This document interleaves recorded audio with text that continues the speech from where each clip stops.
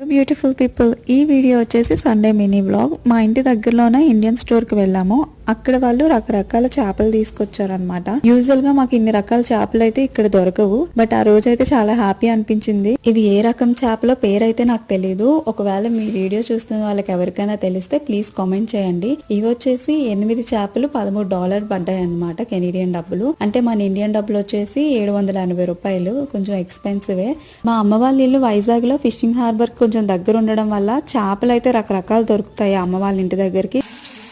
వాళ్ళు తీసుకొని వస్తుంటారు అనమాట అమ్మడానికి. చాలా రకాలు వస్తాయి. చిన్నప్పుడు వీక్లీ వన్స్ కంపల్సరీ అమ్మ ఈ చేపల ఫ్రై ఇంకా పులుసు అయితే పెడుతూ ఉండేది. సో దాని వల్ల నాకు చేపల పులుసు అయితే చాలా ఇష్టం. బట్ ఇక్కడికి వచ్చాక ఒకే రకం తినడం కొంచెం బోర్ కొట్టేసింది. చేపలతో వండిన చేపల పులుసు అయితే చాలా బాగా టేస్ట్ వచ్చింది. ఫ్రై కూడా చాలా బాగుంది. అండ్ మా హ్యాపీ అయితే ఫుల్ గా పడుకున్నాడు, అందుకే వాడికి అనిపించలేదు కుకింగ్ చేసినంత వరకు. అంతే సండే మినీ వ్లాగ్.